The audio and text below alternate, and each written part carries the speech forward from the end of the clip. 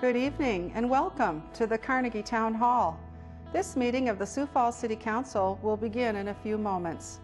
The City Council meets on the first, second, and third Tuesday of each month at 7 o'clock p.m. and serves as the city's policy-making and legislative body. Each meeting is governed by Robert's Rules of Order unless those guidelines conflict with city ordinance or charter. City Council meetings offer an opportunity for citizens to speak directly to their elected representatives. Those in attendance are invited to address the Council during the public input segment at the beginning of the agenda. At that time, any issue that is not subject to formal action later in the agenda can be addressed. Testimony that concerns a resolution or an ordinance's second reading is only allowed when those specific agenda items are being addressed by the Council. When addressing the Council, citizens should speak directly into the microphones at the podium and state their names for the record after being recognized by the chair. To accommodate and respect all viewpoints, citizen comments are limited by ordinance to no more than 5 minutes each. Comments should be respectful and focused on providing new information that will benefit the Council's deliberative process. The Chair reserves the right to limit the number of speakers. City Council meetings are broadcast live on CityLink and online at www.siouxfalls.org. Information regarding the City Council, its committees, meetings, briefings, and members is available by visiting www.siouxfalls.org/council or by calling the Council office at 605-367-8085. Thank you for your interest in Sioux Falls City government.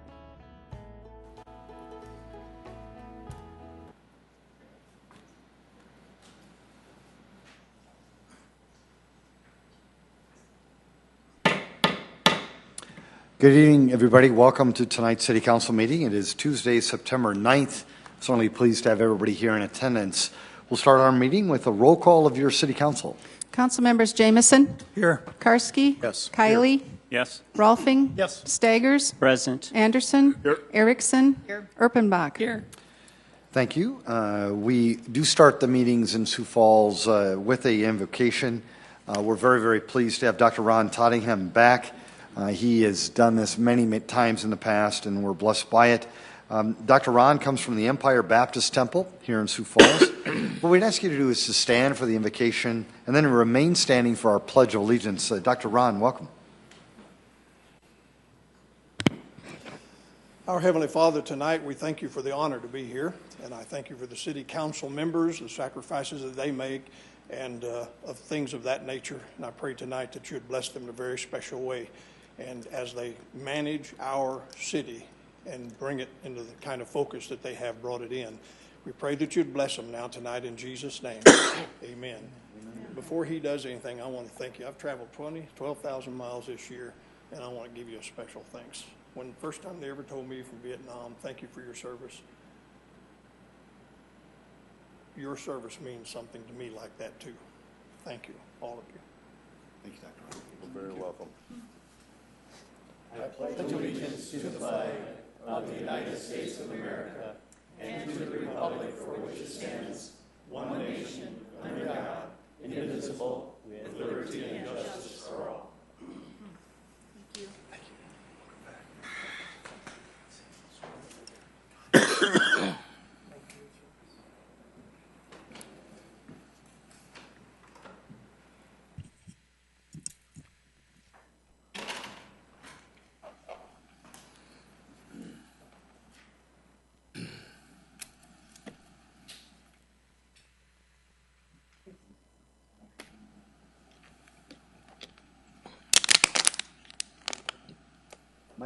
It's on this. Do we have it? Oh, okay. Hiding in plain sight. Yeah, Turn it on the bottom. underneath, bottom.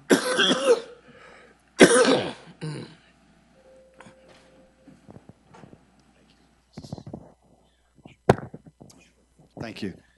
Good evening, everybody, and welcome to tonight's City Council meeting. I do have two proclamations that I'd like to read on behalf of the city.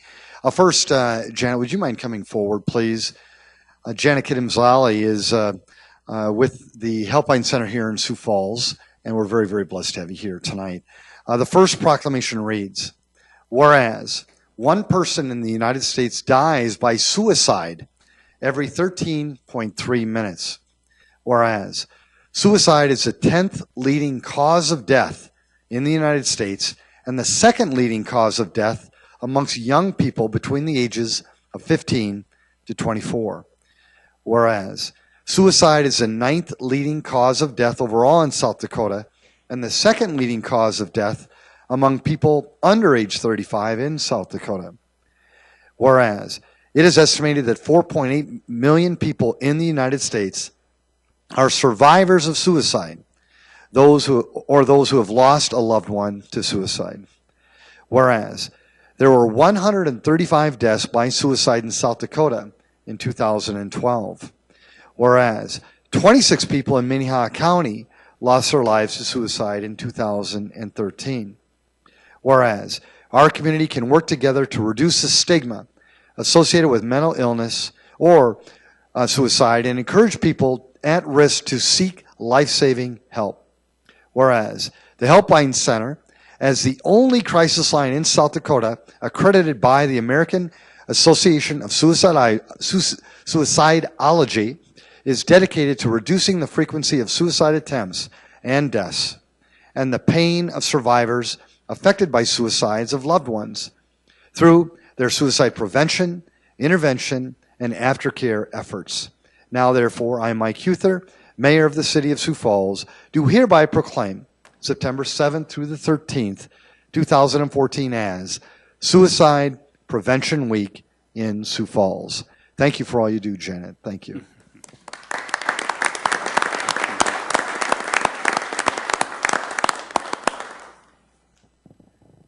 And is somebody here with disabled? Yes, come on forward, please. Welcome. So great to have you here. The proclamation reads,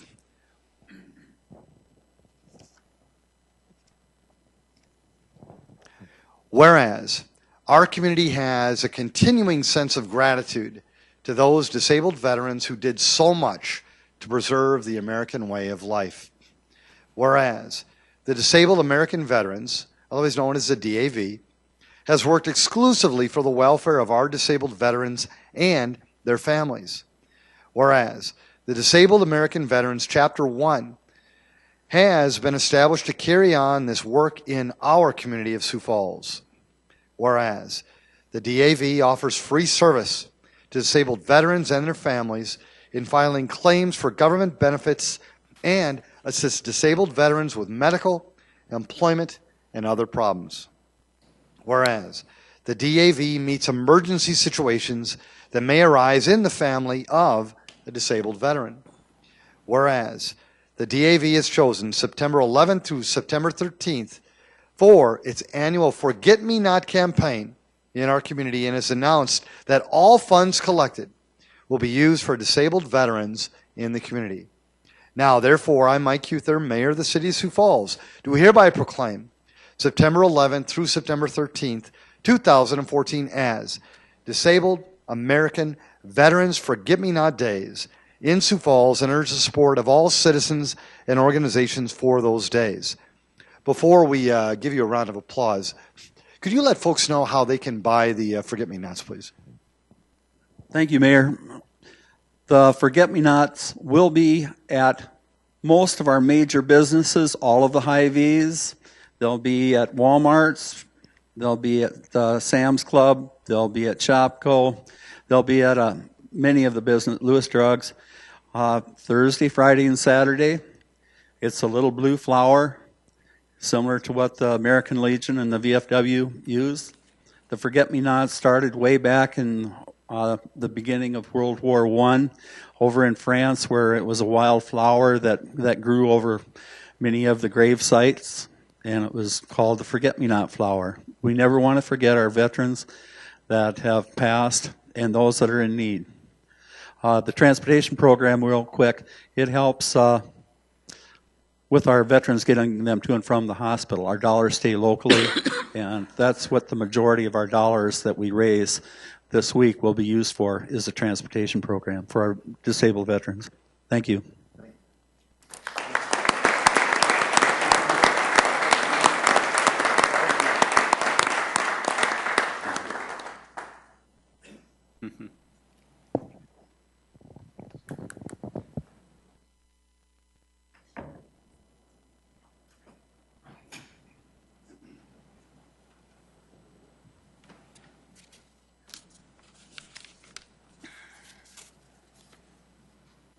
Council will now move to our consent agenda. Any motions or changes to our consent agenda tonight? Move to approve, Karski. Second, Rolfing. Councilor Karski's made a motion to approve our consent agenda, seconded by Councilor Rolfing. Councilor Staggers. Yeah, I just have one item here to pull from the consent calendar, and it's dealing with the streets, paver alley, and agreement for engineering services, $30,380. Very good. Thank you, Councilor. We will discuss that one later.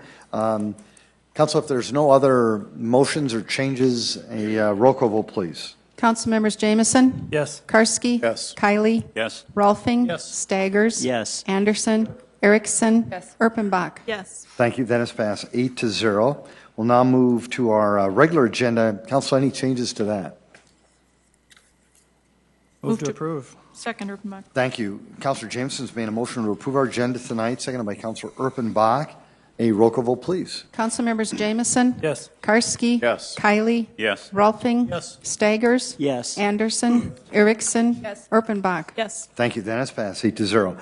Again, a hearty welcome to all of you tonight. If you have anything that you'd like to discuss with the City Council, please come on forward. We'd welcome your input. All we'd ask are just a couple things. Just introduce yourself to the people of our town. Let us know your name. If you could keep your comments to 5 minutes or less, we'd appreciate that. And then, if the item you want to discuss is later on in the agenda, we'd ask you to hold off until that agenda item comes into play. Would anybody want to address the council? Welcome. Good evening, Greg Neitzer. There's 2 or 3 things, like I said, I'd like to talk about today. First is I saw this afternoon. Sioux Falls levy is now accredited. It's a press conference today. I don't think a lot of people maybe realize this is a big deal. This is a good thing. We're finally on the way, hopefully, to getting these levies certified and getting these maps changed. There's thousands of properties in the city that they can't expand. They can't build because they're below BFE, which is the base flood elevation, and it's holding up a lot of development. And if we get these things remapped, there's going to be a lot of people that are finally going to be able to develop, and it's going to open up quite a lot of economic impact, I would think. So I would encourage anybody to talk to their elected federal representatives to encourage them to maybe lean on FEMA and see if they could get this mapping done a little faster. I wouldn't hold my breath, but see what we can do. The second part would be billboards. I came to you, I don't know, maybe a month or 2 ago about billboards. And I'd like to encourage you to keep looking at the issue. I'm working on one of my PowerPoint presentations I hope to bring to you soon. I've got some very specific amendment ideas. Been doing a lot of research. I'm finding that there's some constraints. There's state law. There's a case, Lamar Outdoor versus Rapid City, that's in district court right now in federal court. And state law does put up some constraints, as I'm sure Councilor Erickson probably knows. She's probably been through this. But I think we can work around it. And as I've been talking to citizens, in fact, I was talking to my doctor today who had seen me in the paper. I keep hearing the same thing over and over. First of all, most people agree. There's very few people that want a lot of billboards. And the second part is that specifically what they want is they don't want billboards close to residential, schools, parks, and they don't want an undue concentration. They don't want them every 200 feet as you're going up and down the street. So I think there's some reasonable things that we could do to tweak the ordinance, and we could stop this from getting out of control. Rapid City is kind of a cautionary tale, I would say, if you look at what they've had happen, and we don't want to get there, so we should try to nip that in the bud. The last thing is, I've been thinking about mentioning this for quite a while, the siding issue. So I've been doing quite a bit of research on the siding issue, and there's a lot that I could say about it, and I'm maybe going to hold my fire a little bit. But I think what I would say is I'm not an expert at siding, and whenever I say anything publicly, I like to make sure I know what I'm talking about. So I've talked to 3 different people, all of whom I would consider experts in the industry. One is a commercial building contractor. One is a building official for another city in the region who's been doing it for 30 years. And another is a metal fabricator. And I guess basically the summary is none of them, I had all of them watch the press conference and look at this. all three of them agree that the particular fix we're talking about is not going to work, and that we're taking a product that was really not meant to be used in the way that we're looking at using it, and we're trying to make it work. We should be pre-rolling this off-site, or we should be using something else. So I hope we can look close at this, and I hope as far as the budget goes, I won't say a whole lot about it since we talk about it later, but that we look at what is the worst case scenario. So if we end up stuck with this bill, we know what we're going to have to pay for it, because I'm starting to fear that I don't like to be negative, but I worry about whether we're going to get stuck with this here. So thanks. Thanks, Greg, and thanks for being so engaged. We appreciate it. Welcome.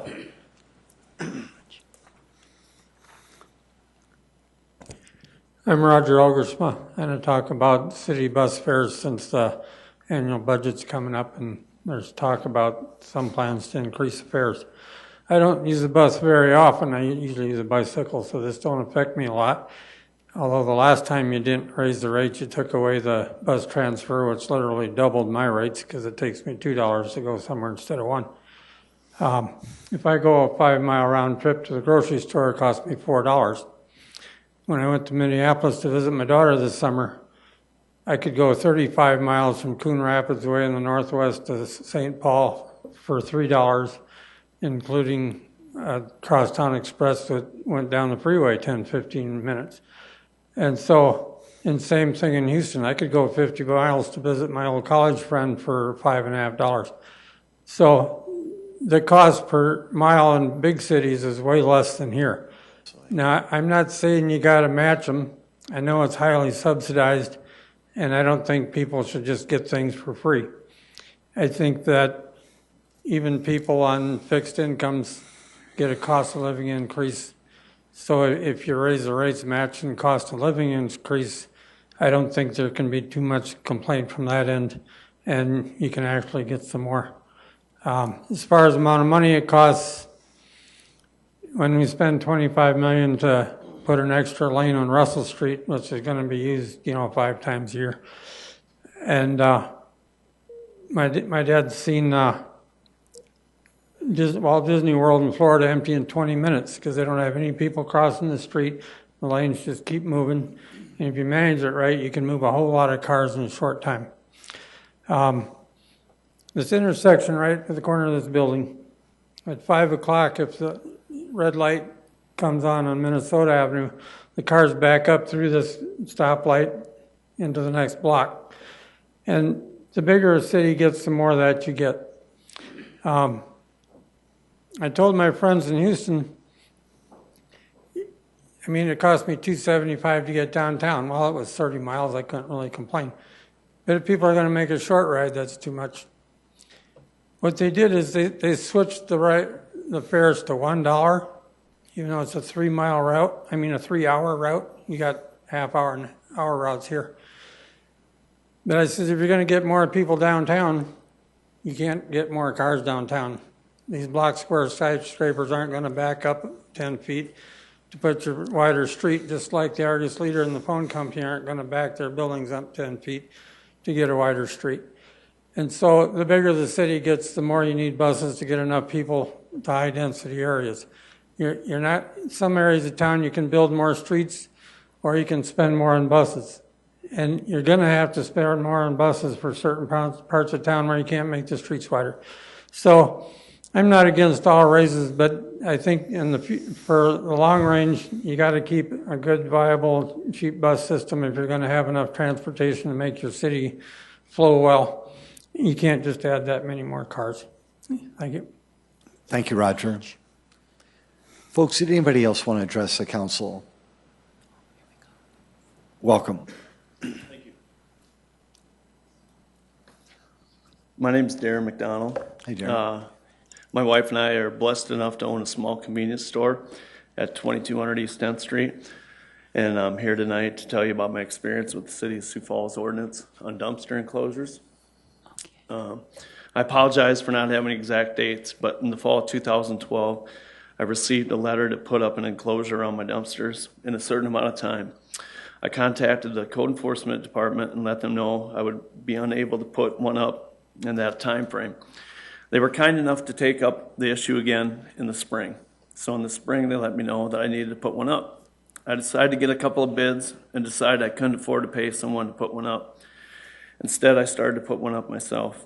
It took longer than the city liked, so in the meantime, I received a $100 fine, then a $200 fine, then a $300 fine. I finished the dumpster enclosure sometimes towards the end of summer. Again, I apologize for not having exact dates on the fines or the completion date. What I would like to do tonight is show you, city council members, pictures of city-owned properties that fail to comply with the city's own ordinance. Literally, there are thousands of locations in the city in violation. Not all city-owned, but privately, and and everything. The current way that this ordinance is enforced is a tattletale system. One business tattletales on another, and they're forced to comply with this ordinance. To finish my own personal story, once I completed my own dumpster enclosure, I didn't hear from the city for 6 months until they decided to take me to small claims court to collect $600 that I didn't pay. Now I have a judgment against me. I will be unable to pay this judgment when it is due because of some unforeseen expenses. It is great for the city's tax base to see shiny new stations like Casey's come and go.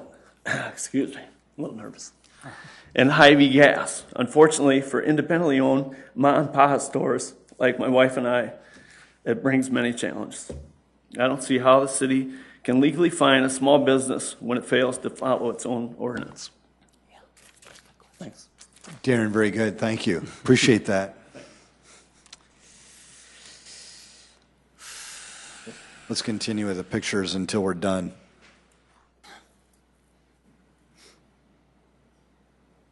Oh, yeah.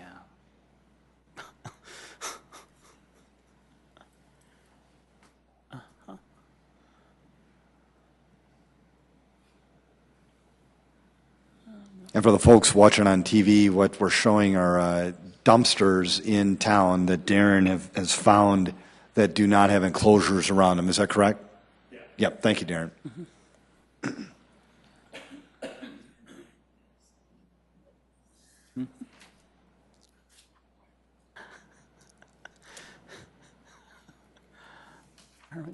Yeah, lots of them.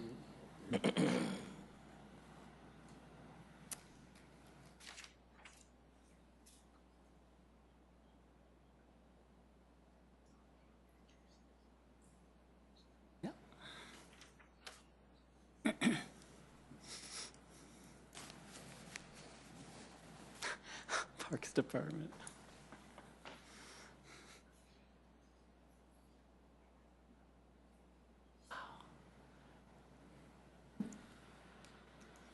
City Hall.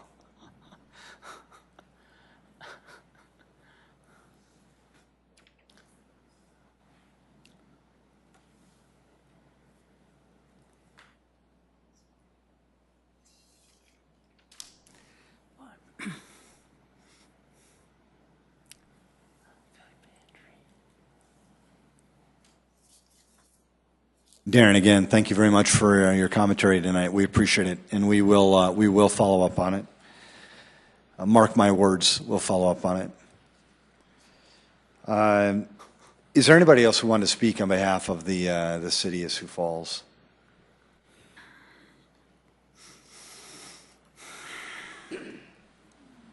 Welcome. Good morning, Mayor, council members. Good afternoon. I'm I.L. Weideman from Sioux Falls. Trying to figure out why you're going to move a calendar date for one city council member so far in after the city council is supposed to be meeting. Another thing I want to know, and I've gotten a lot of guff over this in Des Moines, in Sioux City, and in Sioux Falls. Why you, Mayor, and why this city council approved $500,000 for a private tennis court, and you want to take money away from the poor people that are trying to ride the handicapped bus system. If you can give $500,000 to a private entity, give another $500,000 to the handicapped bus transportation system. And the other thing is, I think it's time that this city council decide that they will appoint the ethics board, not you, Mayor. We cannot figure out how you can go in front of a body that you personally appointed and get anything you want. Thank you. Thank you, Mr. Weinerman. We appreciate it. Is there anybody else who want to engage the council? Please, sir, is this in regards to a non-agenda item or an agenda item? Yes, if you could just wait until that'll be at the second reading. Thank you, sir. Though we definitely want you to speak, and welcome, folks. Anything else? Well, very good. We appreciate that, Councilor Staggers. Let's move to your item, and it was an item in regards to pavers. That's right. Paver restoration. Mark Cotter, would you want to step? Councilor Staggers, go right ahead. Yes. Several weeks ago, we already voted over $200,000 for pavers for an alley in the north side. It's a one-block alley, and of course, being a one-block alley, it's narrow. It's in effect, a narrow street. Now, tonight we have $30,380 being put forth again. I decided to go up there and take a look at this alley, and I guess I was kind of astounded because we're spending, including this $30,000, almost $250,000 for one block alley. And then this $30,000 we're dealing with tonight, Mark, you can also verify this, is that these are for the engineering and it's for stakes for utilities. Is that right? Mm-hmm. Yeah. And I guess another question was raised as I was up there looking at the alley today about cleaning bricks and arranging the bricks. Are we still doing that, the city, cleaning the bricks and arranging them? Because I was told something differently today.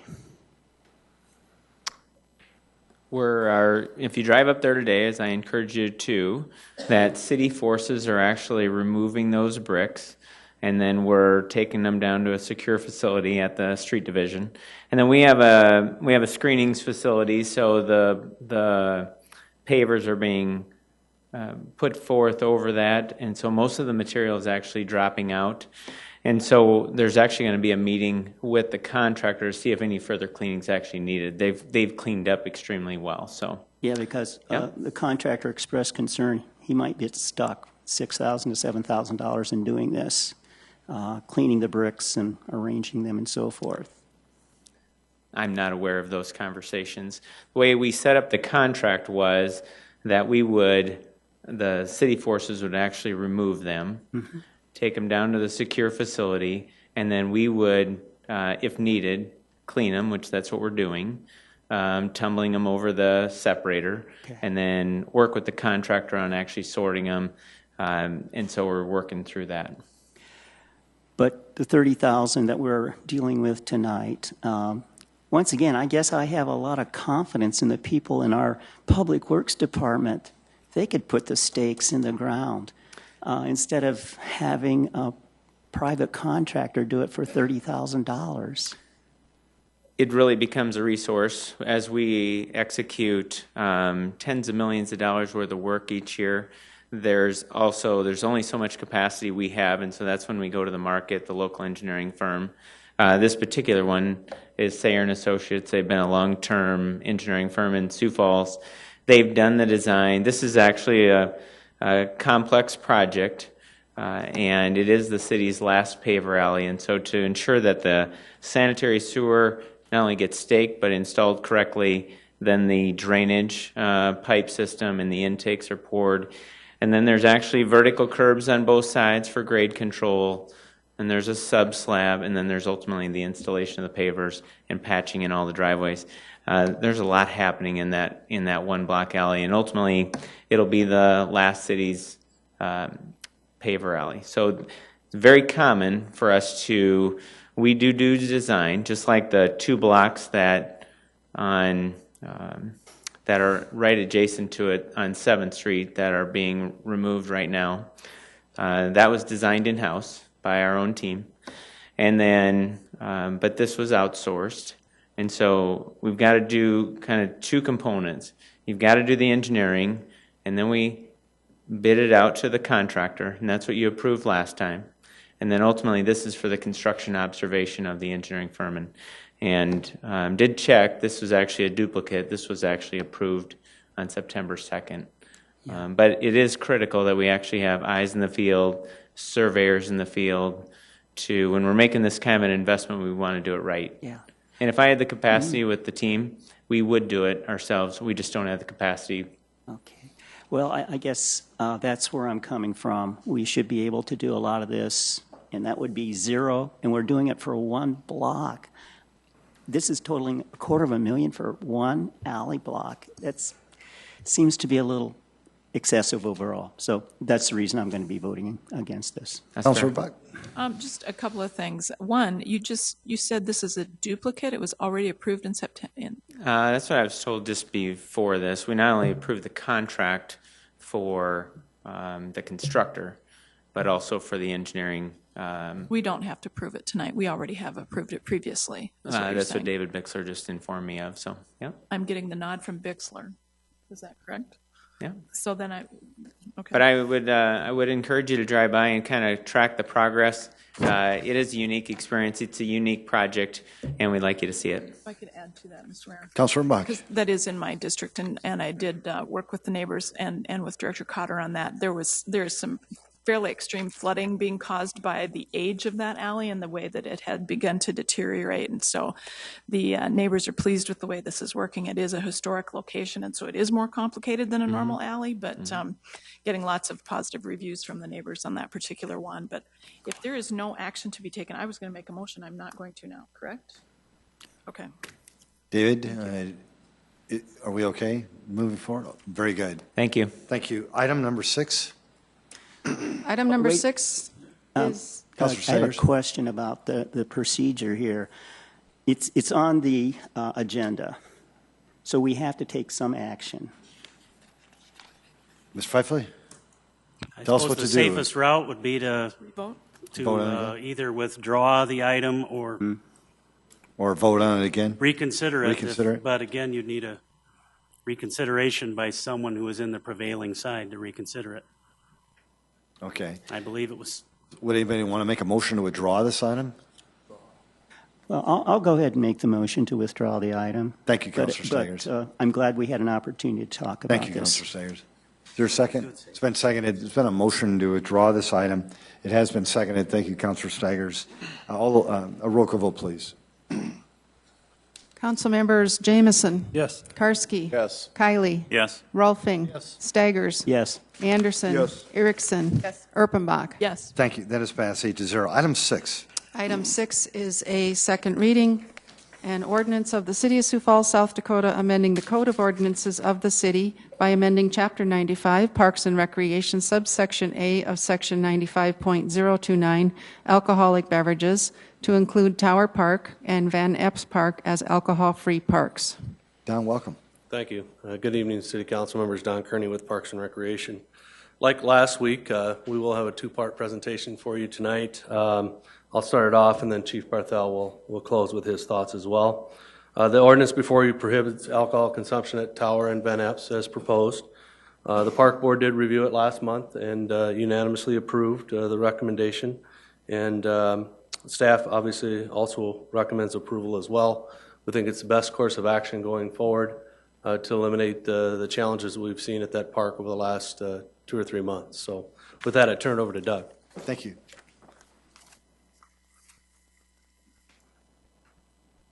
Chief Barthel, welcome. Thank you. Good evening, Doug Barthel, Police Chief. Just want to add a few thoughts to that, and I know you already heard the statistics, so we're not going to go through all of that again, but we're not looking to end alcohol abuse. We're not looking to take care of homeless issues. Really what we're dealing with is one small square piece of land called Van Epps Park, a highly visible piece of land. That frankly, when we started out the summer, when people started to congregate there and drink, actually we saw as not a bad option. It put all of them in one place, and and we knew where to go to deal with them, and they were fairly well behaved. That quickly changed as the summer went on. The word got out that now you can consume alcohol in this park. Well, actually, you always could, but they just now realized that they could.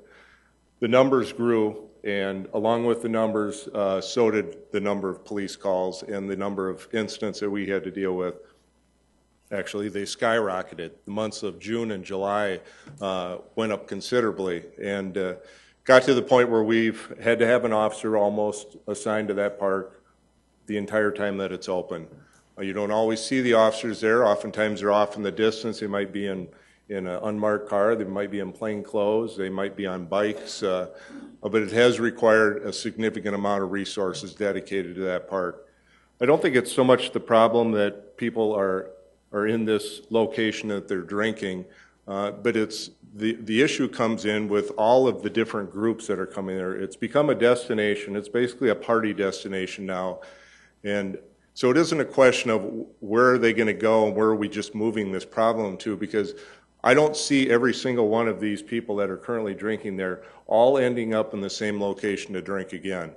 The issue comes in when you have the different factions that are there and they're drinking, and well, when the alcohol starts to kick in, then they start to get disorderly and the fights erupt, and it's between the different groups.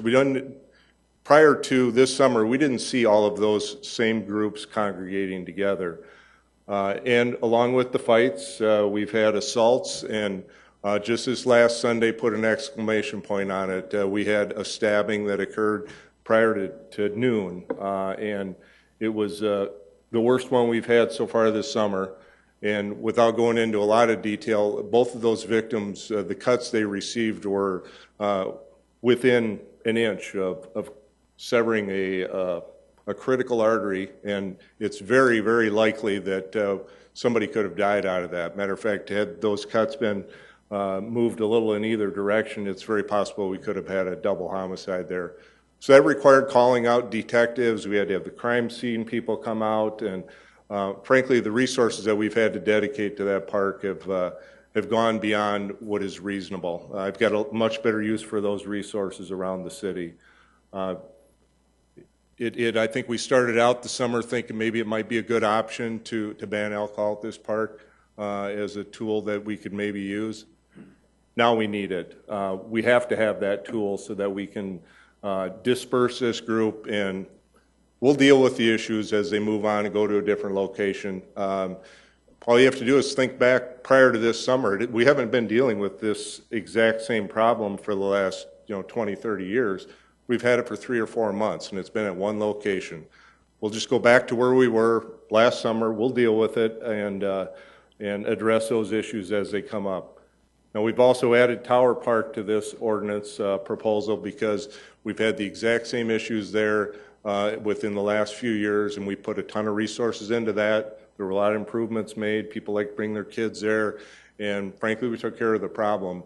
But we have a strong fear that as soon as we ban alcohol at this park, if we do, that they're going to just relocate back up to that same park. So that's why that was added to the ordinance proposal as well. But be happy to, and with that, I would certainly urge your support in banning the alcohol and supporting the ordinance, but I'd be happy to answer any questions that you might have.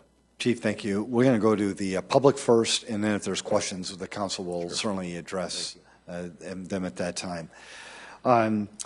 Folks, again, if anybody wants to engage the council on this topic, this is a great time to do it. Sir, if you wouldn't mind, again, come on forward. Welcome.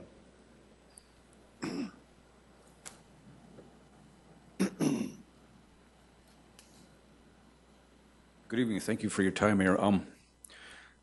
It's confusing to me, and you could just introduce yourself to the people Dennis, of our town. Thank you. Quigley. I live right here in town.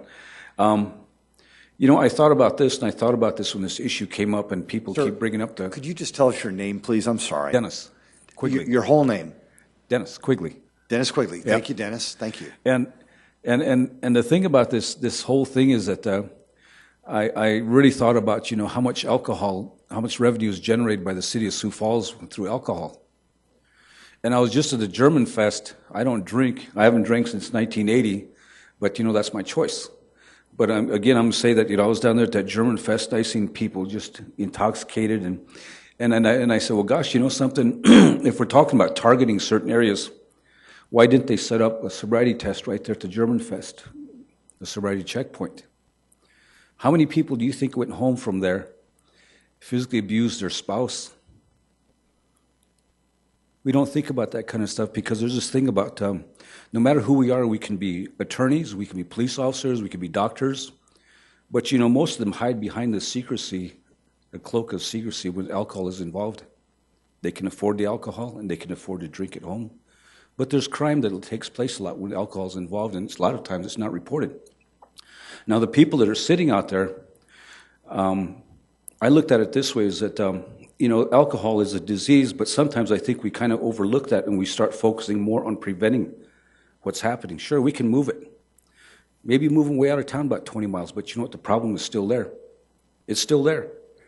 And Mayor, you talked about resources that was revenue that was generated, and if I remember correctly, it was in the millions of dollars. Did you at any time think about, well, let's see what we can do about putting that money into resources and helping these people who are struggling with alcohol? When a person wants to go to treatment, they have to pay. So you have to pay to go to treatment. But why couldn't some of the resources be used to attack this problem, deal with the problem instead of keep shoving it from place to place? As was said before, all you're doing is pushing it from one place to another. And then where are they going to go? Basically going to push them out of town. But you know, that's all I'm saying is that before you take this vote, maybe think about it. Maybe I should have asked me, did you go down there, Mayor, and visit with these individuals and ask them, you know, why is it, what's going on in your life? Why are you struggling with alcohol? And you're going to find out is unemployment. There's a lot of challenges that they have, and you know alcohol is really strong and it can override your thinking, your logic, everything about your life. But you know, I thought about, well, gosh, you know something, maybe with all these resources that are in Sioux Falls, you know, why isn't it that maybe somebody didn't take the time to go down and visit with these people and look for solutions? So I guess, you know, you can say, yes, let's vote and let's chase these people out of there because we want to push them off the side where nobody can see them. You're still going to see them. Yeah, they're right out there on the open, right on 40 on Minnesota Avenue. But you know something, to me, I would say, you know, let's look at this a little bit more in depth. Talk to these people. You know, somebody go out and visit with them. Come out behind these chairs that you have here and go down and visit with some of these people. And you know, and you're going to find out that these people, some of them probably had good jobs at one time. The economy, the way it is, it destroyed their lives. Maybe they had a traumatic event in their life. They lost a family member, and that was the only way that they deal with what happened in their life, is that they sit out there and they drink. But that's all I ask, is to just think about that. Maybe take the time and go down and visit with a few of them. Ask them, what is that you would like to see that could help you, bring you out of the situation that you're in? Transportation is really good. It's a really good thing. If there's a really good bus system, these people that work in shifts, they could work 24 hours a day. Thank you very much for your time. You're welcome. Thank you, Dennis. Appreciate it. Welcome. Kyle Weiderman from Sioux Falls.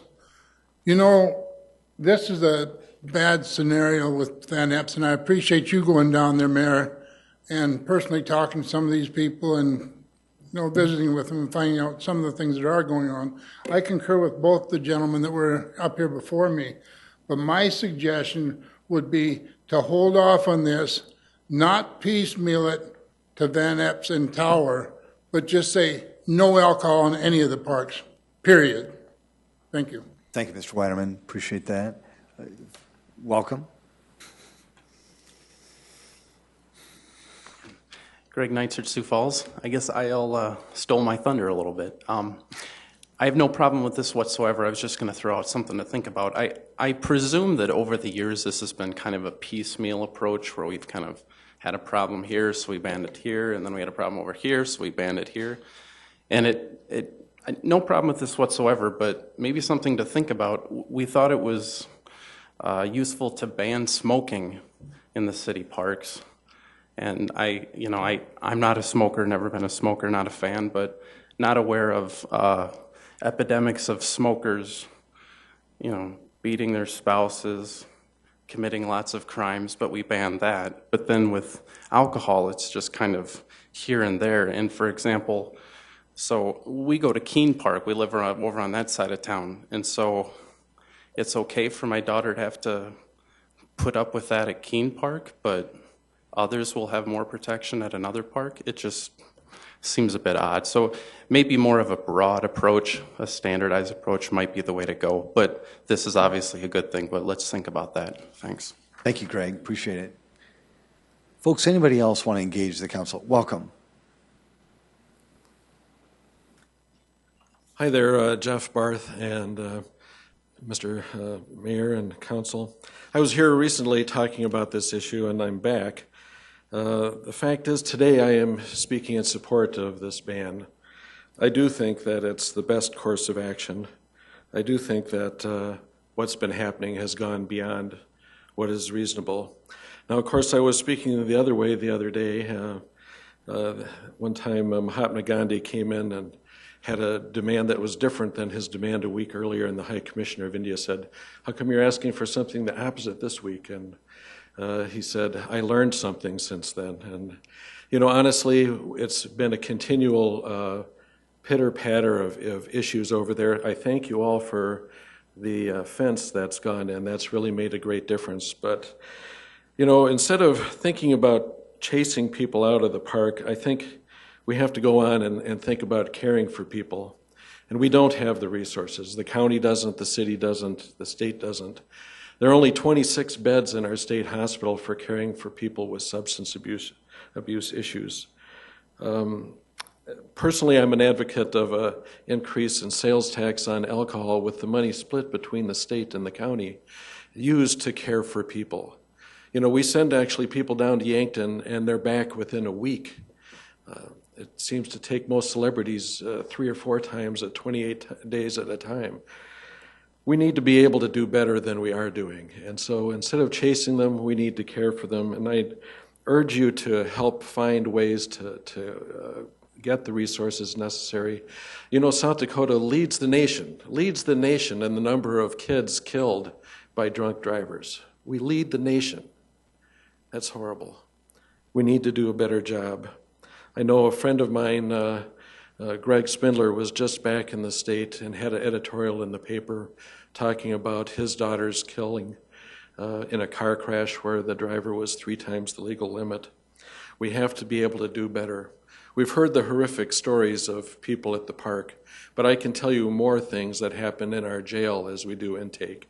There was recently a fellow came in with some stuff in his nose. It turned out to be cigarette butts soaked in gasoline, trying to stay loaded while another hour while he's in jail. We need to start caring for people. I appreciate Mr. Quigley's comments and those of others, but it's gone beyond what's reasonable. Certainly in college, some fraternities got out of hand at times and lost their license to party. And I think that's kind of what's happened here. And I know the mayor has been down there. I've walked through there. Those are our brothers and sisters, and we do need to care for them. And hopefully they can care for us. Thank you. Commissioner Barth, thank you very much. Appreciate that. Folks, would anybody else want to engage the council? Welcome.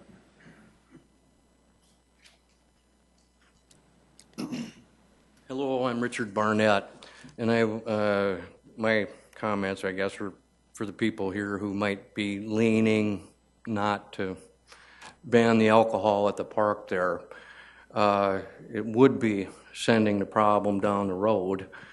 It'll be north of Falls Park. It'll be somewhere on the bike trail with malt beverages. It will be moving the problem down the road. We don't ban alcohol at any of the golf courses or malt beverages. They may have hard alcohol to sell there, and I've seen people get quite inebriated over 18 holes of golf. They don't get in fights with somebody, but again, it's a different type of thing. We're dealing with an alcoholic population, maybe there, and that we need to have a kind heart to them, and it will just, I believe, move the problem down the road. And what's next? I remember when I was a child, Falls Park, we were never hassled by anybody drinking down there. And I think that might have been the first place it was ever, alcohol was ever banned. I'm all for what Jeff Barr said. We need to have a better care for people with problems like this. And I support what Dennis said too. It's just going to move the problem down the road. And the police can handle this. That's what their jobs are. Their jobs are to watch out for people's safety.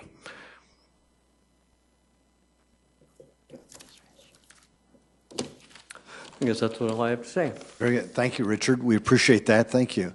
Folks, would anybody else want to engage the council? Welcome.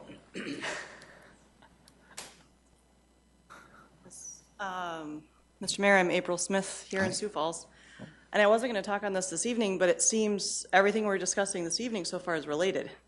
I mean, alcoholism, we're acknowledging mental health, we're acknowledging disabled vets. I've snuck down there, locked my children in the car to sneak down there and talk to a few of them. There were 3 vets. Of the 17 people there, I knew a few of them from the mental health.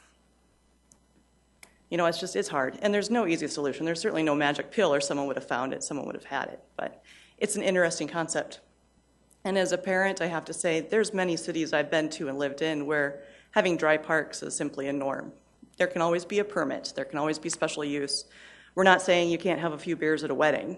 You know, that's allowed. Gives a little bit of revenue to the city as well. So just a thought. Thank you. April, very good. Thank you.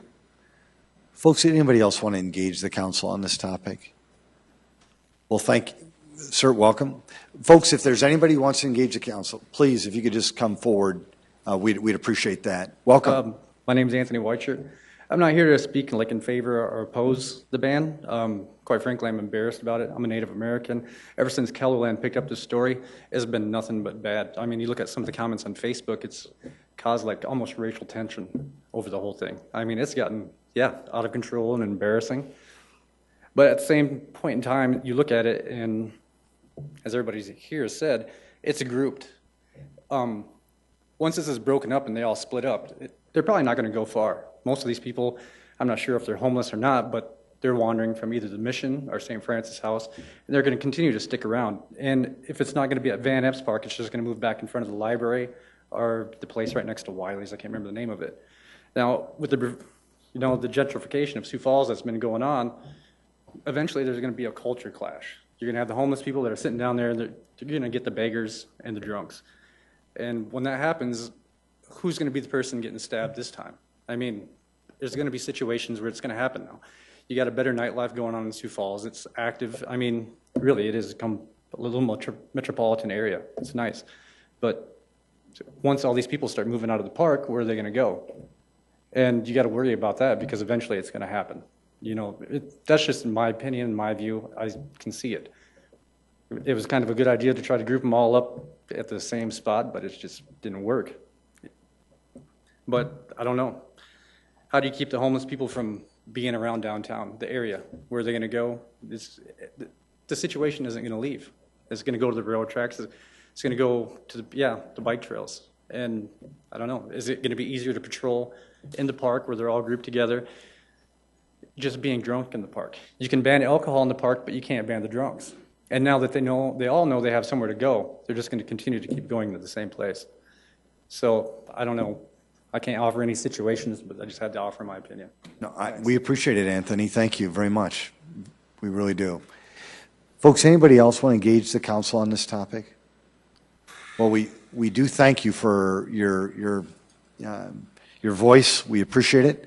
We'll now move to the council. Council, yes, Councilor Jameson. A question for Don Kearney, if I could, Don.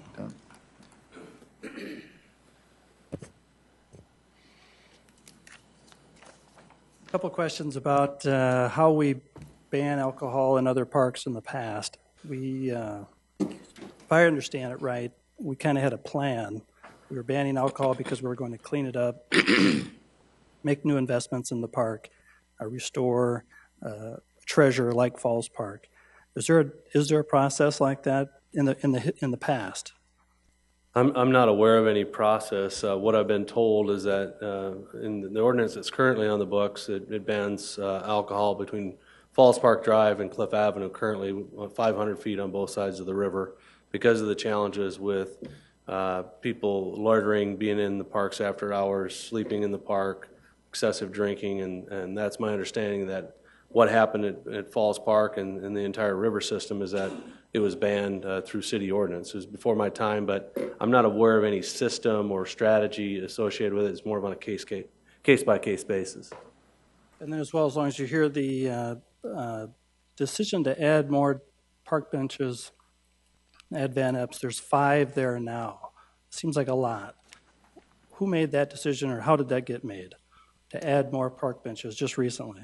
Well, I think as we talked about it as a team, we felt like it was important to try to accommodate some of the use that was going on there, and in order to support the use that was happening there, so they're not urinating in public, some of the things that we were seeing, as well as just making it more convenient so they're not laying on the ground.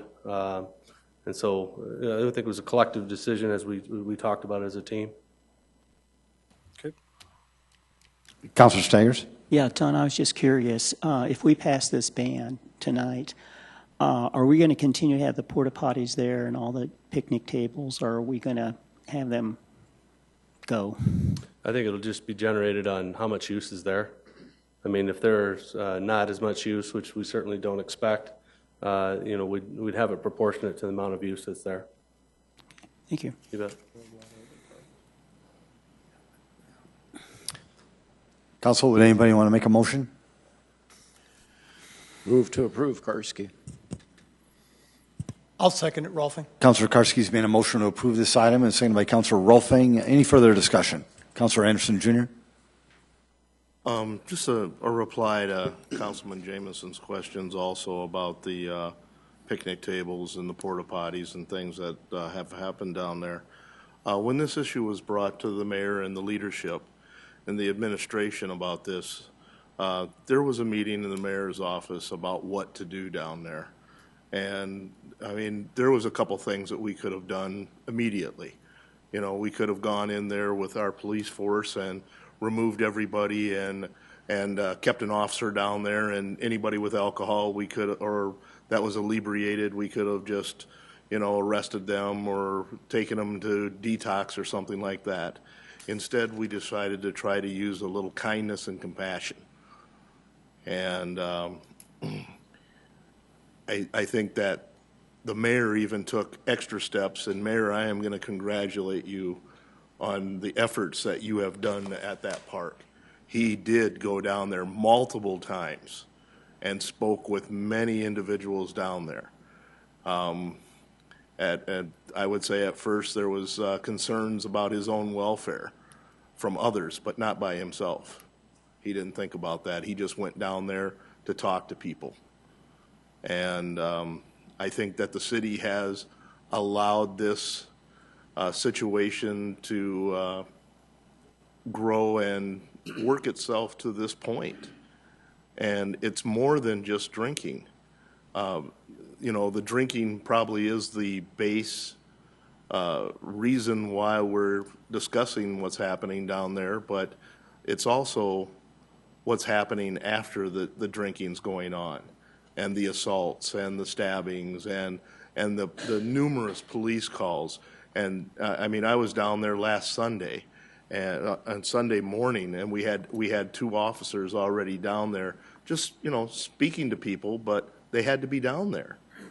And the resources that we are expending right now for this one small piece of property has gone just over the top. And I felt that the mayor and the administration, the police department, have done a fine job in what we've asked them to do. But now it's time for the council to make a tough decision, or it may be an easy decision for some. I want to congratulate the park board too, because I know they struggled with this also. It's never a good thing to try to take something away from people. But when it involves the public safety, and these people are our public, And right now, that place is not safe. When we talk about other parks, I remember when I returned to Sioux Falls in 1980, Falls Park was not a good place. It was not a safe place. And it took a lot of money, a lot of attention to turn it into what it is now. So I feel that, this is the time that the council needs to step up, and I am going to vote for this ban, and I encourage all of you to support that. Councilor Kiley. We all recognize that there's a bigger problem here, and that is alcoholism in our community and the unfortunate offenses that spin off as a result of that too. We can amend this ordinance, and it doesn't do anything with the larger problem. We can continue with the present ordinance, and it doesn't address the bigger problem of alcoholism in the community. But if we do amend the ordinance, it does address two defined and well-defined issues in parks as it exists, and I would encourage passing of this amendment. And as I stated last week, I would also encourage that our city, our county, and our state governments and our private agencies do what we can to address this large problem, alcoholism in our community. And if nothing else, this has put a greater focus on that bigger problem. And we do need to address that, but here tonight, let's address these other well-defined issues by passing this amendment. Councilor Buck. A couple of things. I can't disagree with anything that's been said, but I do have to speak to those folks in the Central District who have talked to me at length about this issue. This has been a better summer in some of the neighborhoods in Pettigrew Heights because some of the people who caused the biggest issues in those neighborhoods have been at Van Epps Park instead of on my neighbor's front lawn, or instead of stabbing someone in the alley behind their house. So I've had those conversations, and I've been in those places with those people, and I don't want us to forget that these folks are going to move back out into the neighborhoods, and that winter's coming, and that changes the dynamic, and they'll be in the library, and they'll be in these different places. We can't forget this. But it was Jeff Barth that said, I learned something. He quoted Gandhi, I think. Well, I learned something tonight from Chief Barthel. The thing I hadn't thought about is that large group of people that are at Van Epps Park now won't migrate together in different places. And so to me, I can do this, I can stomach this vote, and you all know how I've struggled with this, but I can stomach this vote with that image that it's going to be, they're easier to manage in smaller groups, and that we are not going to forget them or the neighbors who they affect. Thank you. Councilor Jamison, before I go back, did any of the other councilors who haven't spoken had an opportunity to speak? Councilor Jamison. I had a question for the city attorney on the history of the park and the rules involved in redeveloping or selling a park. If you could... Councilor, for Van Epps Park in particular, are you talking about? Yes, sir. It's my understanding that there was this was given to the city by through an estate, a bequeath through an estate, so there'd be a deed restriction that it'd have to be used for a park purpose. I would have to confirm that through a record search, but it's my understanding that it is a park purpose restriction, and therefore the state statute that talks about when you have a park, in order to change the use of it, a majority vote of the citizens can change the use, wouldn't apply to this one, Van Epps in particular, because we have that deed restriction. So there'd probably be a reversionary interest, meaning it would go back to the successors or heirs of whoever donated the land to the city in the first place. Thank you. And if I could, I get the idea that banning or voting for this is pretty likely going to move everybody out of that park for sure. I know one thing for sure. We're going to change the address of where this problem will pop up next.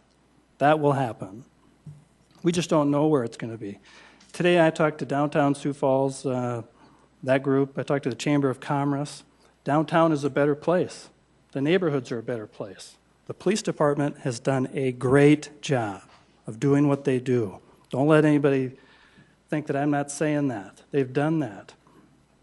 By creating a concentration at Van Epps Park, partially by adding those additional picnic tables, has created that party atmosphere.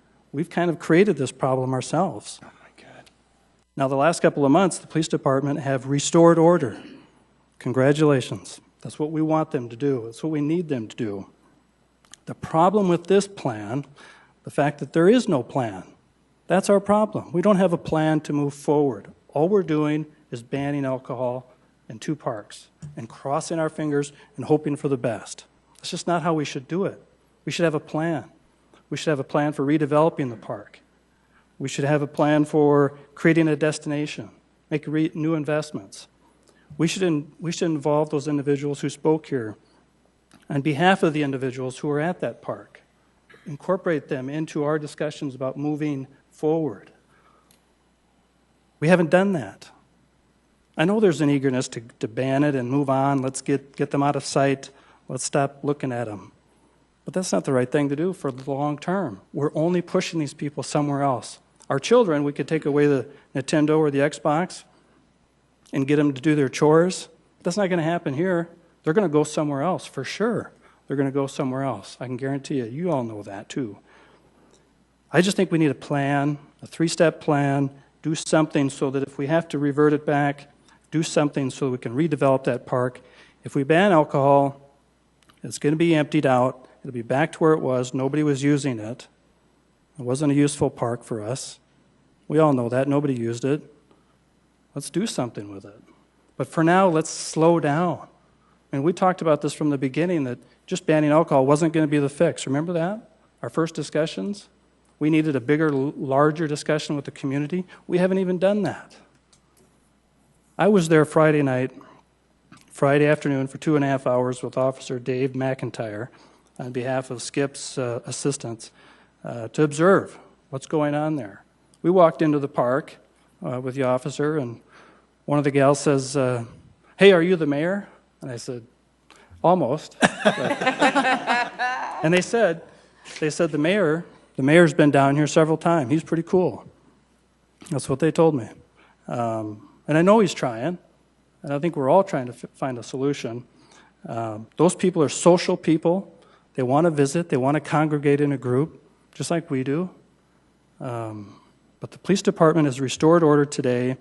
Banning alcohol tonight is not going to change what's happening at that park in a drastic manner. If there's a stabbing somewhere, it's going to happen. Maybe it's going to happen just around the corner from here. It's going to happen. You can't prevent that. They've restored order. I just wish I would just urge you to defer this or delay it, deny it tonight. We can revisit later with a bigger plan. Councilor Staggers? Yes, I wasn't going to say anything about this evening, but we do have some comments being made that people know what's going to happen once we pass this, that they're just going to go somewhere else and it's going to have another problem. Well, I guess I'm not so sure that that's really going to happen. Maybe it will, but I don't have that kind of certainty. And the reason I say that is because many years ago, the first time I was on the council, we had the question of the loop. You know, teenagers coming downtown, driving, and so forth and so forth. So we had all this legislation to try to prevent the teenagers from doing that.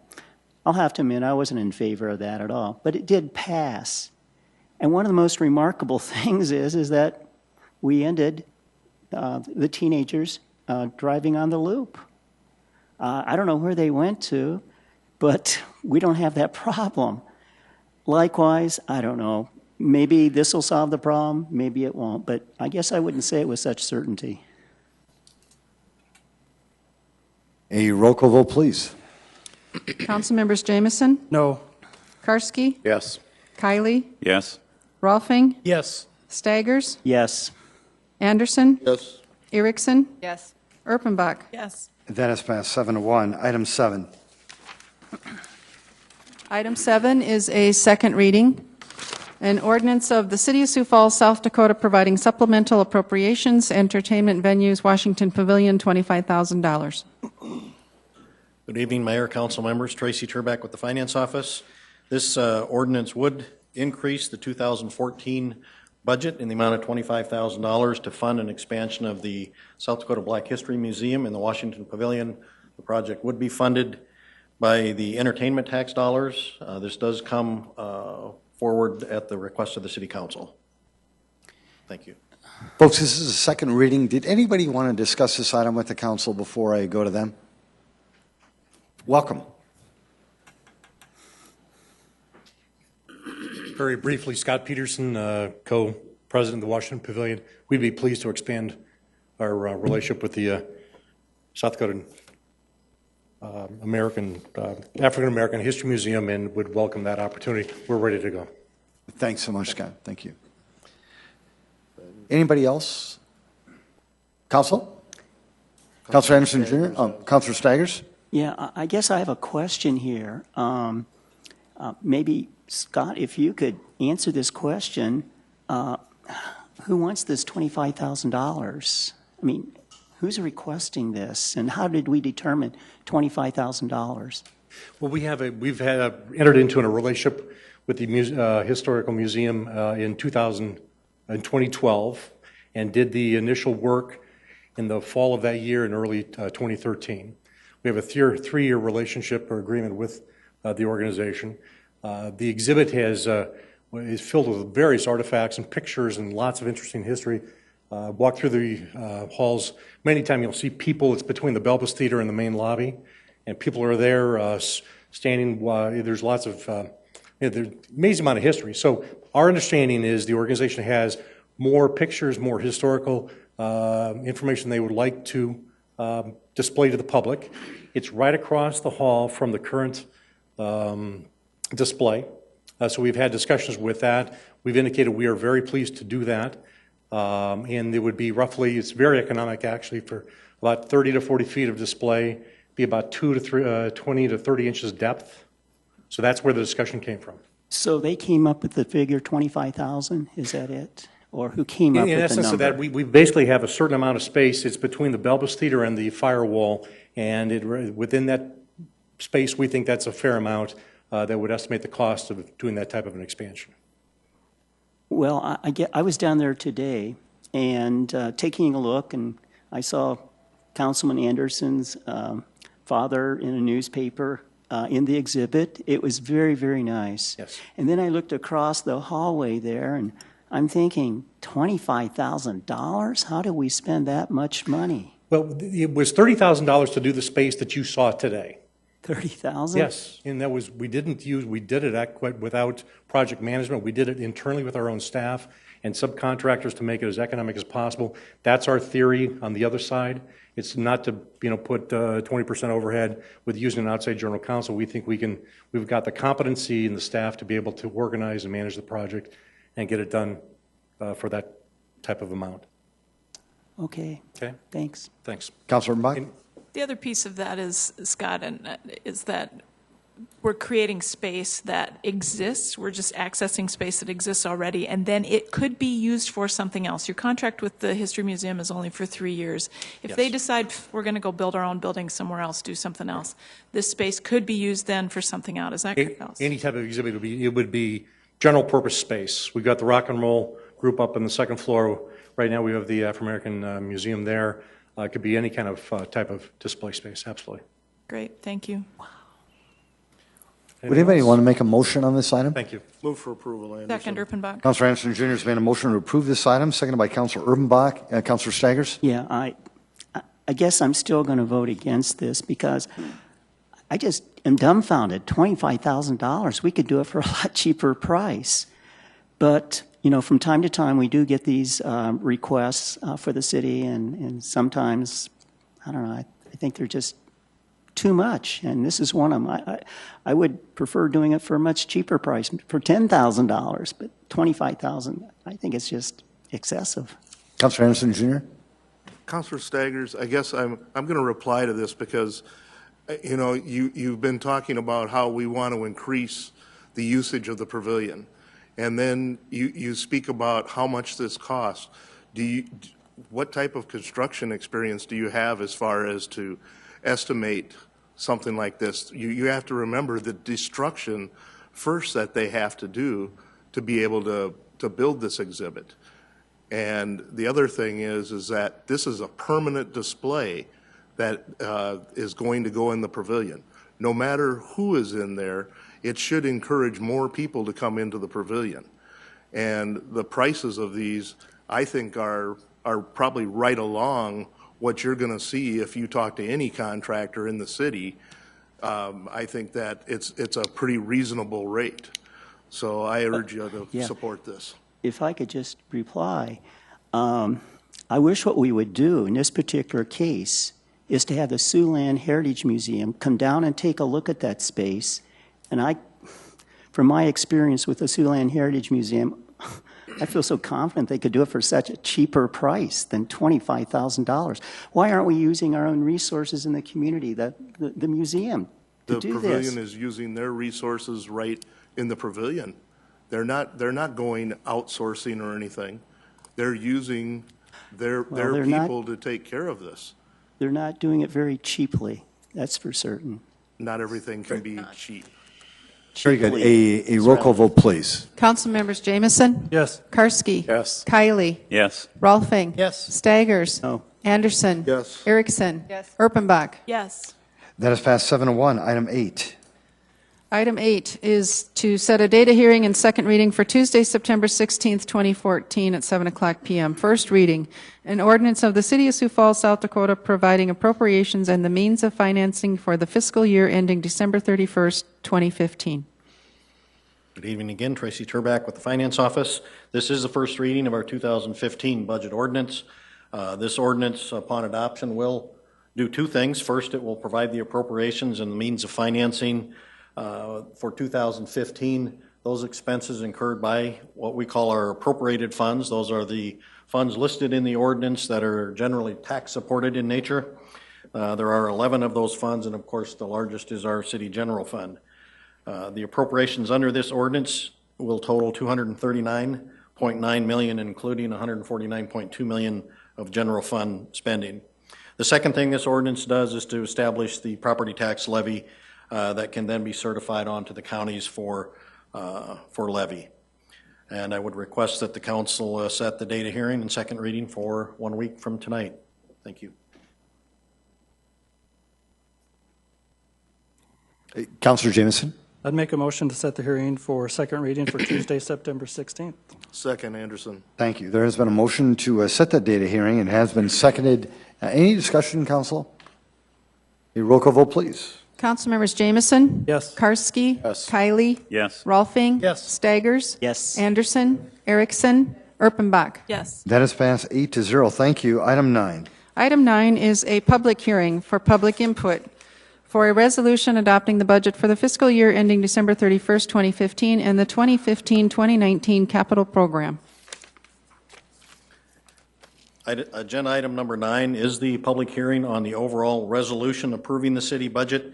This resolution, which will be scheduled for consideration next week, will covers the entire 2015 city budget as well as the 5-year capital improvement plan. Again, it's scheduled for council adoption 1 week from tonight, so you're not asked to take action on this tonight. This resolution does cover all the city funds, both the appropriated that I mentioned earlier and the non-appropriated funds. The total proposed 2015 budget is $406 million, including the $239.9 million that I mentioned earlier in the appropriated funds. The other funds or non-appropriated funds include our enterprise funds, internal service, and pension trust funds. So now is the appropriate time for the public to make comment on any part of the proposed 2015 budget or the 5-year capital improvement plan. Tracy, thank you. Folks, is there anyone in the audience who wanted to speak to this item? Welcome.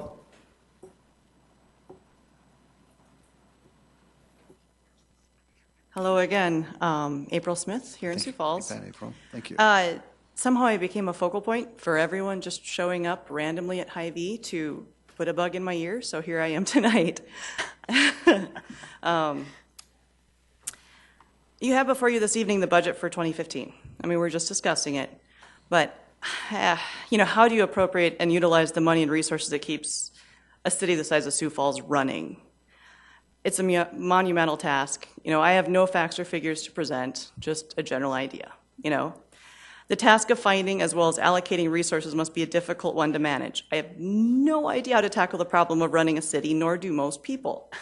We all have our passions, our concerns, our likes, and our dislikes, which add up to a city of about 170,000 opinions on how their money should be spent. I cannot fathom balancing that. I can consider it $5 at a time, though. For many people in this room, $5 is a nice tip for a couple of drinks, and that's wonderful. For many of us who've been right-sized and streamlined recently, $5 means having multiple jobs, earning perhaps less than one job used to. It means having to skip a birthday party or eating oatmeal for lunch or perhaps staying home for a family event, which is sad.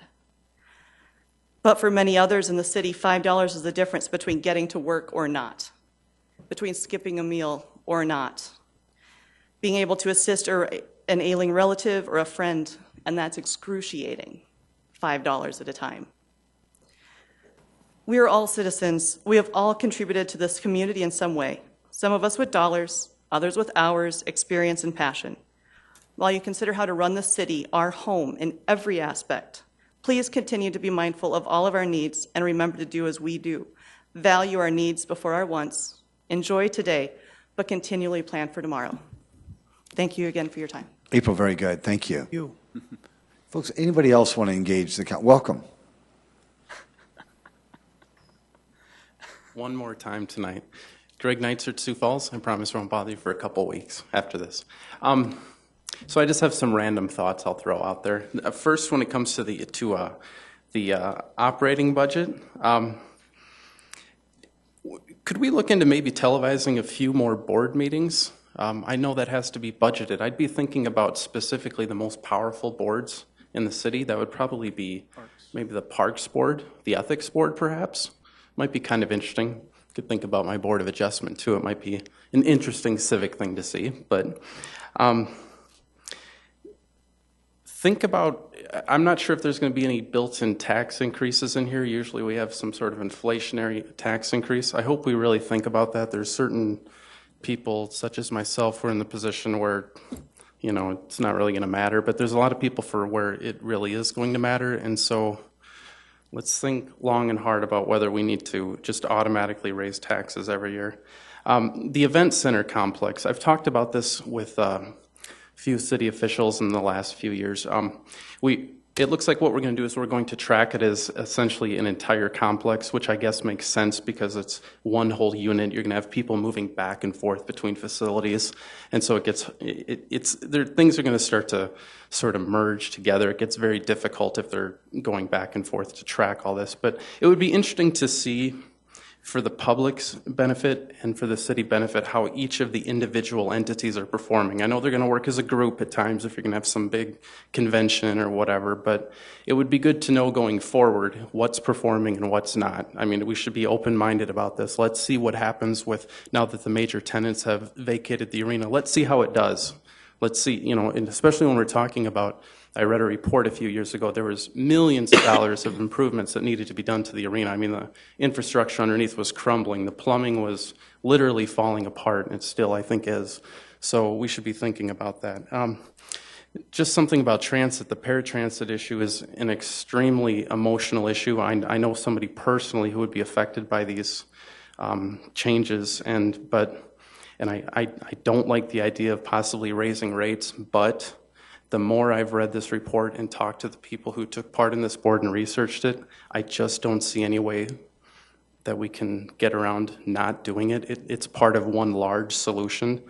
And when you look at certain constraints we have, for example, the paratransit rates, from what I understand legally, can't be more than 2 times the base fixed route rate, except for, I think, possibly agency trips I think are maybe excluded from that. But if we don't incrementally increase the fixed routes, we can't do anything with paratransit, and we're going to have to work on it. And so there's just, we can't make decisions, unfortunately, based on the micro. We have to look at the macro. So unfortunately, I think we're going to have to look at moving them up. We haven't done it for 10 or 20 years. As far as capital, so the Arterial Expansion Fund, we leveled that off a few years back. I remember watching that with quite a bit of interest, and there was a lot of debate about it. And a couple of The idea was, first of all, if I remember right, developers were going to chip in 50%, I think, through platting fees. And then the other part of the deal was it was going to be used for arterial roads as we developed. Well, as I've looked at it, it looks like the city's pumping in far more than its 50%, and the developers are pumping in not much. And we've started, I think, to stray away from what we originally were going to use this for. So it would be nice if we could, I don't really believe it's going to happen, but, you know, we made a promise about what it was going to be used for, another council did. So I think we should repeal this. We really ought to repeal it. As far as debt, I don't know if we have any callable debt. If we do, I wish we would pay it off. Not a big fan of debt. I'm not sure whether any of it's callable or not. I wish I knew that. I should know that. I think it's unfortunate that we're using the money that was for the levy bonds to build a swimming pool. We're in effect taking out a loan to pay for the swimming pool. We're not paying for it in cash. It looks like it, but we're not. And then I guess the last thing I will say is, as far as the Washington Pavilion, we had a membership to it for many years, and most of what we used was for the Kirby Science Center. And what one of the people there had told me at one point was it was well known that it hemorrhaged money, but they kept it running because it was just a public service, essentially. I guess I wish that the people that run that and us and other leaders would maybe go to the Brookings, their children's museum, or go to the Children's Museum of Denver. I don't know what their balance sheet is, but they are packed, and they're not using really high-tech things to make this thing packed. We're talking bubble rooms, farm rooms, all kinds of things that the kids are just having a great time with, and that it just kind of seemed like the Science Center just kind of sat stagnant. And I just don't think we should just accept that it has to just be underutilized and not make money. I think we just need to look and see where other things are working, because we need this thing to work. So, especially since we're considering a lot of, in the next 5 years, capital expenditures on it. Thanks. Thank you, Greg. Folks, anybody else want to engage the council? Welcome.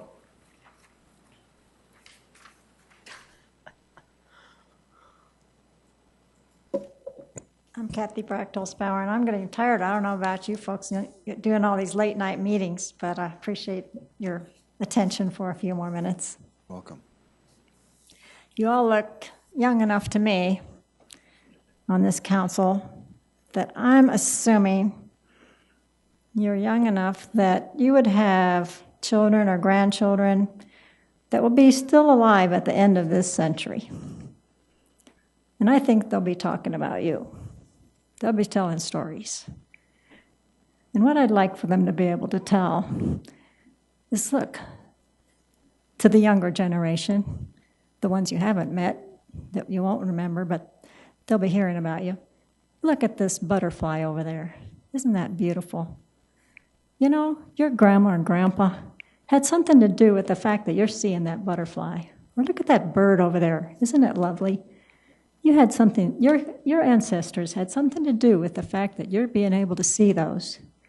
Because there was a time back at the earlier part of our century when people were really worried about the loss of butterflies and birds and other things. But your grandpa, grandma heard about that and decided to step up to the plate and really do something.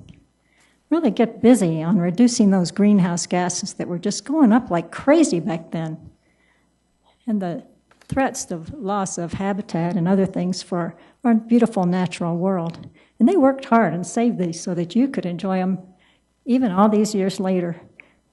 And people are going to be glad to tell stories like that about you, because that's what I hope you're going to do as city councilors.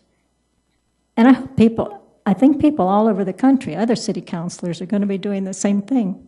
Because the news this morning said that last year, the count of greenhouse gases increased faster than ever on record.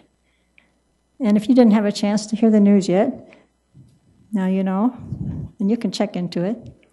And on public radio, the topic that followed that was the potential loss of half of our birds. And that was just this morning's news. So I just wanted to be cognizant of that, because things in our city budget can make a big difference on our environment and on the future for your grandchildren who would be alive at the end of this century and will be enjoying what you've done to help save the environment. For example, one of the things that could really make a big difference is the effort you're putting into getting more walking in our city and more bicycling. But we also have a goal, it's on record, it's on city documents, of cutting vehicle miles driven in our city by 10%. And that particular document says by 2015. I think maybe we have overlooked a little of the work that needs to be done on that goal, but that could make a huge difference in what goes into our atmosphere. So I'm hoping that before we build a $10 million parking facility in downtown, we would put 1 or 2 or 3% of that amount into beefing up the marketing for our bus system. Get more people out of cars so often and have some of their trips be on our public transportation. So things like that you're doing and that you could do more of can make a big difference in the stories they'll be telling about you years later. So I hope that you'll keep this possibility in mind as you discuss your amendments to the budget and things that you can do through your position as a leader in our city. Thank you. Thank you, Kathy. Appreciate it. Well, folks, thank you very much. We appreciate it. If there's no other city council, I'll turn it over. Any thoughts? It is a public hearing. We just move on. Very good. Thank you. Item number 10.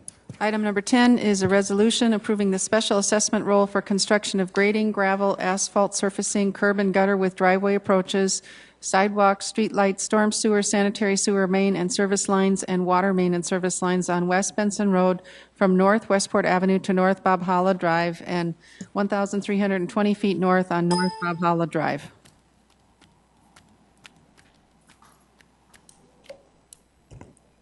Good evening, Chad Heavey with Engineering.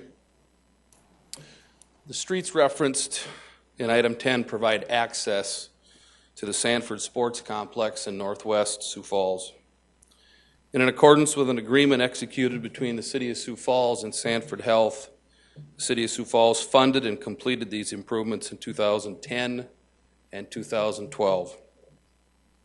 Tonight's resolution will assess these costs to the adjacent property owners in accordance with city ordinance and state law. The assessment for the property owner on the south side of Benson Road, who is Bob Hall, is $264,029.18. The assessment for the property owner on the north side of Benson Road and on both sides of Bob Holla Drive, which is Sanford Health, is $693,569.27. These interest rates for these assessments shall be 0% in accordance with the ordinance approved by the City Council on August 12th. The assessments can be paid in 5 annual installments with the first payment due on January 1st of 2015, and engineering recommends approval. Thank you, Chad. Is there anybody in the audience who wanted to speak to this item? Council? Move for approval, Anderson. Second, Karski. Councilor Anderson Jr. has made a motion to approve this item, seconded by Councilor Karski. Thank you. Councilor Staggers. Yes, Chad, this is the first time we've had zero interest, is that right? I guess as far as I can recollect. No, it's the first time. I think it's a great precedent. And so I hope in the future, when we deal with other citizens, we also give them 0% too.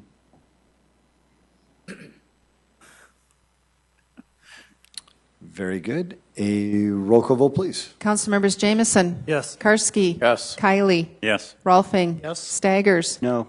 Anderson. Yes. Erickson. Yes. Erpenbach. Yes. That is passed 7-1. Item 11.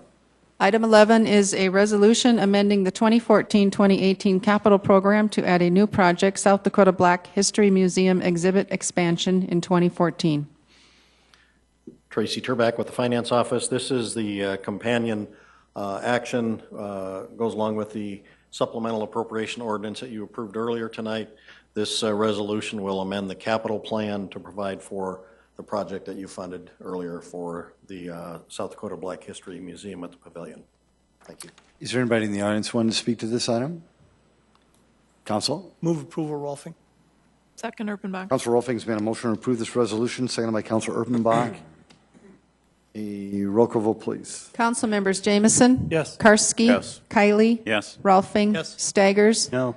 Anderson? Yes. Erickson? Yes. Erpenbach? Yes. That is passed 7-1. Item 12. Item 12 is a resolution of the City of Sioux Falls, South Dakota, rescheduling the business of the city from the scheduled City Council meeting for Tuesday, October 21st, 2014 to Monday, October 20, 2014. Did anybody in council want to speak to this item? I can speak to this item. Thank you, Councilor Karski. Yes. Thank you. Need to get you home. Thank you.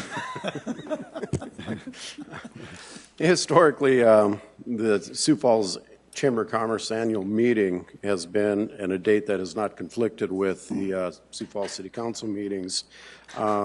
Because of scheduling issues this year, it just happened to work out that way. Last year, the entire council attended the annual meeting of the Chamber of Commerce, as they prior councils have, if not all of them, at least most of them have also attended past annual meetings of the Chamber of Commerce. And this meeting is also attended by most of our federal, state, and local elected officials. So it's a great opportunity for the council members to be able to have that visibility with those people. And it's also a unique opportunity for us to celebrate Sioux Falls and all of our successes as a community. The city and the Chamber of Commerce have a history and a strong partnership in joint ventures such as the CVB and Forward Sioux Falls, and this just gives us the opportunity by moving the meeting from a Tuesday night to a Monday night for all of us to attend. And I know just from asking tonight, I know at least half the council already has plans to attend this meeting. Thank you for the explanation, Councilor Chair Karski. We appreciate it. Is there anybody in the audience who wanted to speak to this item? Welcome.